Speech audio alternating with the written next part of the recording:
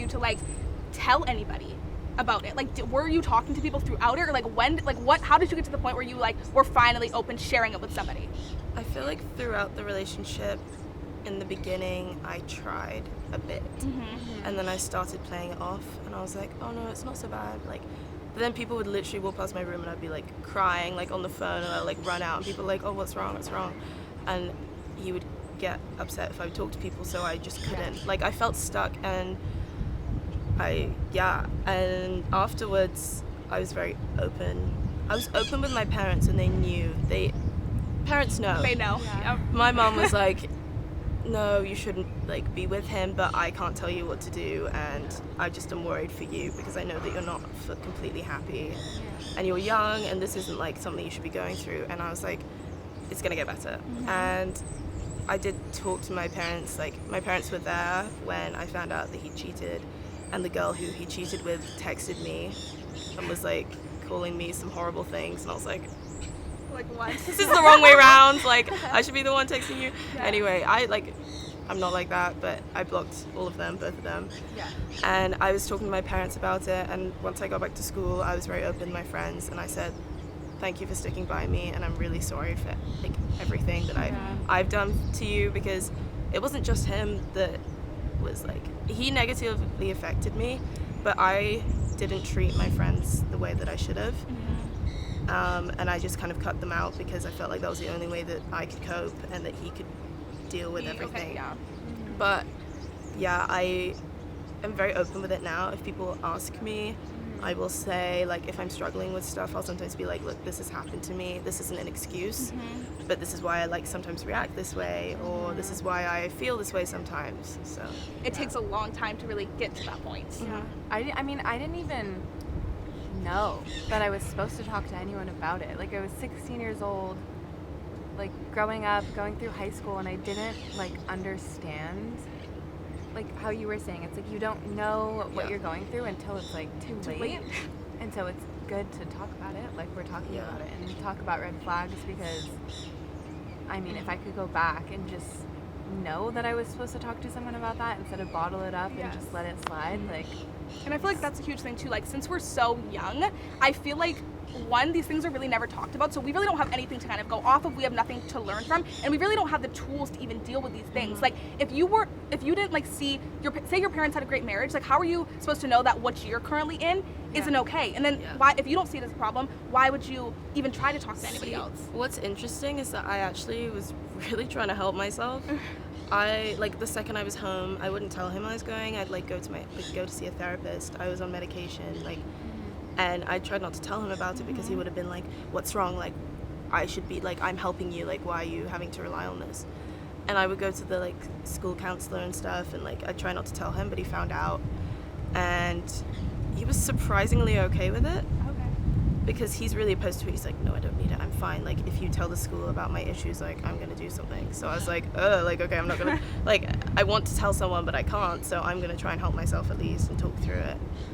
And the people at home definitely helped me a lot more. The school ones, like, you know, high school counselors, they're kind of, you know, they're kind of like, oh, yeah, like, here's some Lego bricks. This is you. Like, build it up. I'm like, this isn't helping me. Yeah. And I didn't want to rely on medication, but I ended up needing it because I really, like, I couldn't cope with it. I wasn't sleeping, I was having panic attacks, and I really was trying to help myself, and my parents were trying to help me because they knew they couldn't tell me to break up with him. Yeah. So they were just trying to support me as much as they could, which was great that I had people there that I could trust with the information, and they could, like, really help me. So Did anybody ever try to, like, blame you, or, like, were you ever asked, like, oh, why didn't you leave earlier or anything like that? Yeah. Like, did you ever face that? Yeah. yeah. And how was that like for you guys? Like, how did that like feel when you were told that? I think it hurts because people don't understand what they're saying, and I used to say it before. I'm like, oh, like, someone, like, is abusing someone in a relationship emotionally or physically or anyway, oh, why don't they just leave? Yeah. And when I was before that relationship, I was like, yeah, why don't people just leave? And I didn't see that it was happening to me because I felt like it was a different type. I like was convinced my situation was completely different to anyone else's ever, and I was the only person that it had affected. Yeah. So yeah. I would just, they'd be like, why'd you get back together with him, blah, blah, blah, and I would just be like, I don't know. Yeah. Like, I literally don't I even don't- know. Like, I know I shouldn't, but I can't help it. Yeah. Like, I just, like, he needs my help. Like you said, it's literally like an addiction. Like you Yeah, want to be it's an needed, you addiction. want to help them, and you just keep going back. Yeah, but it's Yeah. weird because I feel like it affected the way I spoke to him. Does that make sense? The way he would speak to me, like as in the way he would be really needy and like the only time like he felt like he could get the most attention when he was like upset or feeling suicidal or Yeah. gonna hurt himself. He felt like that was the time he could get the most attention. Yeah. And the worst part is that it got to the point where the only time I could really get positive attention from him is when I was feeling crappy. And you did the same. And I would it's not me at all. Yeah. But I would kind of be like, he would say something and I would kind of say, yeah, me too. And then he would actually give me like the time of day and be caring. And I didn't realize that was happening because I don't know, I just every morning I would wake up, I don't know if he's going to text me saying, let's go and have a picnic and hang out, or if he's going to be like, I've just like sliced my arm open and I'm in hospital. Like I didn't know. And I'd even have texts from his friends in his boarding house saying I had to take him to the doctors, like, and they'd like send me pictures like bandages everywhere, and I'm like, you know, like I feel like I was out of control, like, and I wasn't myself, and I was manipulated to not be myself, and I don't know if he knew what he was doing, and that's not like I don't blame him, Yeah. but I still hate him for what he did to Yeah. me. Yeah, it's like a weird. It's a weird like that balance. Yeah. It's like I feel like I obviously don't blame him either, but it's kind of like if you don't blame them, then do you blame yourself? Which I feel like causes a lot more. I just feel bad for him. Yeah, I just feel bad. I feel bad for him that he thinks it's okay to act that way, and I feel bad he didn't have a good family life. Like I do It's really like those feel are for things him. that are out of Yeah. his control. Yeah.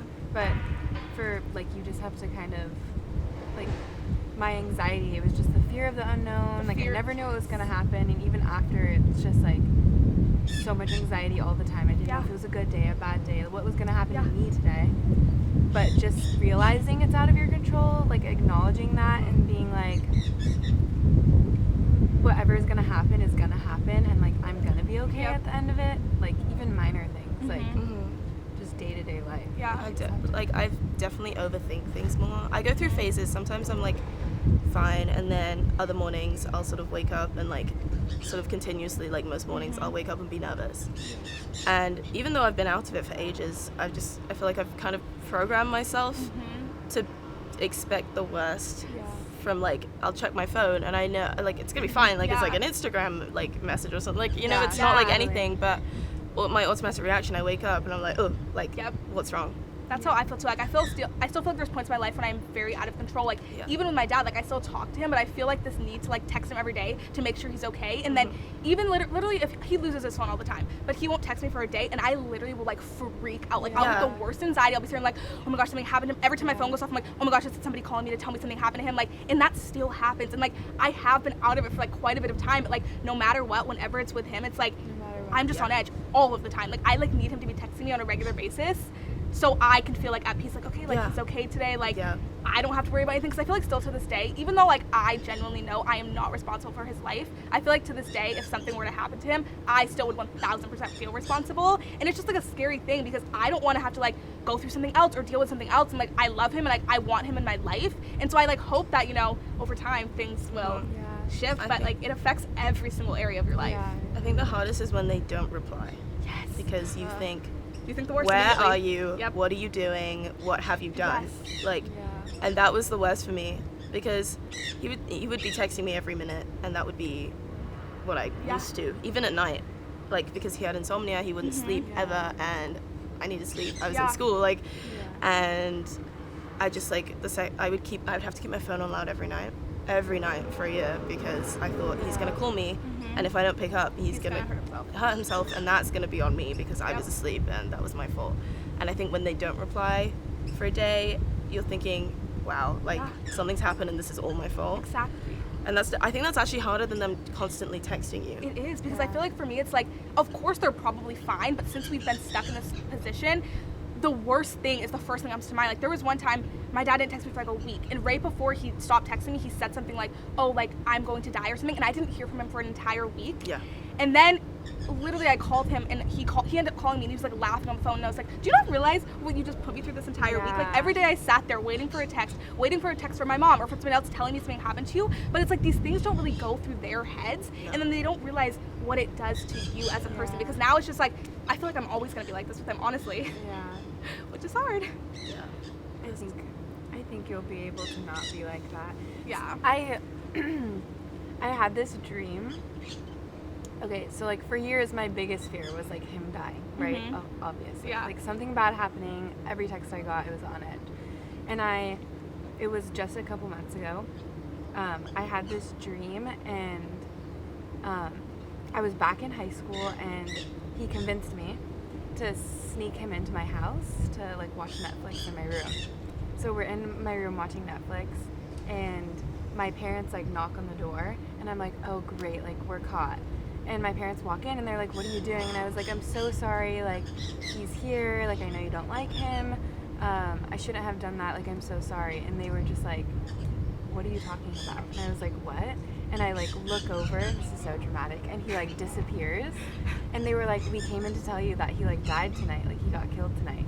And I was like, what? And then in my dream, I was like sobbing and I woke up and I was like drenched in sweat. I woke up crying and I was like, oh my God.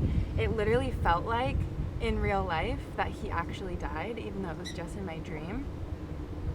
And then from there, I was just like, my subconscious is like letting me mourn his loss. Mm-hmm. It's been my biggest fear for years is like him dying. Like I would think about him dying and just immediately start crying. And so I literally that whole day I like mourned him, even though he didn't actually die and he's still alive and he's like fine. But I just had to I had to just go through it. I don't know. Yeah, it's just, no, I know exactly what you mean. I think it's crazy too, like how much even though they put us through so much hell and they put us through so much pain, it's crazy how much we would still care if something were to happen to them. Because I feel like a lot of people don't understand that, because like, oh, like wouldn't you be happy he's dead, or wouldn't you be happy something happened? But it's like, no, because you're so invested into that relationship. Like no matter what they do, like you just, for some reason, you still want to be in it. And I feel like that's a big thing that people don't understand is they still mean a lot to you, and if something did happen to them, it's literally one of your biggest fears. Yeah. Which is just, to me, it's even such a weird concept, because it's like, why do I care so much? I know. I think that was the hardest thing about like blocking him. And that was a big thing for me. My parents keep telling me, like, told me for so long, and they still tell me now how proud they are that I did that. Yeah. Because so many people would be like, because for years before that, actually, I was making excuses for him. Yeah. Oh, it's okay. And for me, I feel very strongly about like cheating, and I just like couldn't face, like it wasn't that I couldn't face him, I just couldn't even like bear to look at him. Like it was like, that's disgusting. Like after everything. And so that was hard for me though, because then I'd be like, I'd wake up and I'm like, what's he doing? Where is he? And I wouldn't know. And what if he can't reach you? And like he can't get a hold of you. And what if he can't? You? And what if he needs me and I'm the only person who can help him, even though he's really hurt me? Then like, what do I do? Like, what if he like the next day, the second he cheated on me, he goes and like kills himself? That's literally I was literally in therapy and my therapist was like, I think you should block him. And I was like, yeah, but I don't think that's gonna help me, because if I block him, it's not gonna stop me from wondering. Like I can't block him from my brain. Like I'm still gonna wonder, like, what if he needs to text me? Like, what if he? I was like, I think it's actually better if I don't block him, because I feel like, which I don't know what is better, because for me the blocking was like, I won't have contact with him, so if something does happen, I still feel responsible because I blocked him and I was the only person he talked to, and now he has nobody to talk to, so it might make it even worse. Your life is literally ruled by fear. It's like the fear of something bad happening, and you can't live like a full, fulfilling life if fear is at the base of that, because how are you possibly supposed to really enjoy anything, because you're always thinking about that person, or you're scared of something, and you can't really move forward into something more positive, or like, oh, like my life's actually going really, really, really well right now, but I'm still so scared that something's gonna happen to him, and then it just taints literally everything. And what was weird for me is that like sort of 6 months, a year later or something, like 6 months later, one of his friends posted a picture with him, and I saw that on my feed and my heart like stopped. I like literally, I was like sweating. I was like, and it's like ridiculous, like a person, but like the second, and he was like smiling, and I just like, the first thing that went through my head is like, what did I, like, why couldn't like he be like that? Like what did I do something wrong? Like I was trying, I put my whole life, and it's not enough, and it wasn't enough, and I was like, I don't understand. He also wouldn't let me like use my social media. He would see if I was online, and tell me that like who are you talking to? Like it was extreme, And that's not something you can turn off like Facebook, like Instagram. Like people can see if you're online. And I didn't post for a whole year because I was with him. And I tried to post a picture with him, and he told me to take it down because my dress was revealing and I couldn't wear that dress again. So seeing him on like social media, I think the fact seeing him, even though it wasn't him posting, seeing him on there and like happy, and like, not that I don't want him to be happy, I just was like, my head was like, what? Well, like, it's just so hard when like you feel like you give everything to a person, you take all of their crap, yet they're not happy with you, but then they can go with somebody else who's done absolutely nothing for them, or it's just their friend, and they're the happiest person. Because seeing that, it's just like, I even had a friendship like that. I gave everything I had. I thought the best friend, and then to see them like just cut me off completely, and then they're happy with everyone else. Like this, anytime I see them, a picture, even just their name or something that remembers, I'm immediately triggered, because it's like, I gave you everything, and it just wasn't enough, and then it makes you feel bad. It's like, what is enough? And I think for me, that's kind of when I got to the point of like, okay, clearly if that wasn't enough, then I just need to be enough for myself, and that's it, and stop trying so hard to please everybody around me and be like the best person for everybody. I just need to be the best person for me, and then I'll stop disappointing myself, and then I can just live this life that's free of like, oh, I'm here to please you, but no, I'm here to please me. And like, I feel like in the process of that, I'll please those around me without having to try so hard. Just going back super quick on seeing like a picture of him, that literally happened to me like 3 weeks ago, and ironically, it was a picture of him. I won't give details. He was at church, something like that, and I tried to get him to go to church with me for years, and I was so upset. I could not bear the thought that he found God and it wasn't with me, and I just had to come to terms with the fact, like, I thought my love for him and all my effort would bring him to God or change him in the best way, but it's not me. I feel like the only person that could do that would be God. And I feel like too, like, like they're like, we're on our own journey, but they're also on their own personal journey, and sometimes we don't know everything that kind of went into their journey or what went into shaping them, so we don't even know like what background they're coming from. And I feel like kind of not having that knowledge makes it difficult, because we're giving them everything we're used to giving or getting, and then they're doing the same, and if it's, sometimes I feel like it just doesn't work. But then it's like, where do you go from there? And then it just And for me, I knew that he had issues with his mom. His parents were divorced, and his mom would like contact him and be like, why, like, she would just be kind of crazy, and she hated me. She blamed me for everything that was wrong with him. I never met her, and she would call him and text him and say, she's crazy, she's hurting you, she's the one that's making you like this. And even though I knew that that wasn't the truth, it hurts, because that is his mom. He hates her, but that is his mom, and she is convinced that I'm the worst thing in the world and I'm not helping her son. And I feel like he took out like her bad qualities, like, and kind of put them on me. Like, he was convinced that I would be exactly the same, even though he like cared, like, I really, like, he did care about me, like, which is the worst part, because he was horrible to me. Like, underneath that, there was something. There was love there. There was love there in the midst of like the chaos and the horrible stuff. And people are like, you're crazy. I feel like your parents and your family life have a huge impact on who you grow up to be. Like, even my lack of relationship with my dad, like, I feel like this void that I'm constantly trying to fill and constantly trying to seek external approval and like validation from others. And it took me a really long time to get to the point where I was like, okay, Lexi, like, no, you need to love yourself more. But I feel like because of that one relationship that was not how it was supposed to be, it just affected every single thing going forward. And I feel like if we don't know their story, like, there's something behind why they're acting this way. It doesn't justify it and it doesn't make it okay, but there is something there.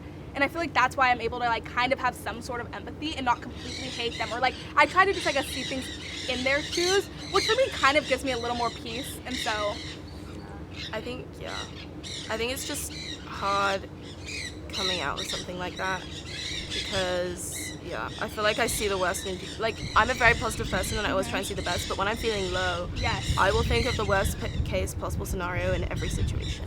Everything. Friendships, like I don't know, just like, I'm paranoid generally speaking. Like, I just like, generally speaking, I'll go in a restaurant and I'll be like, okay, like, where's the nearest exit? And that is not something, that is not something I used to do ever, but I'm just paranoid about everything, not just like friends and relationships, but like everything. And I feel like that's always going to be there to some extent, and it has changed over time. But when I'm feeling low, when I'm tired, when I'm stressed, everything comes back way more. And I'll sometimes be like, oh, like all the good times that That's fun. Okay. Okay, so.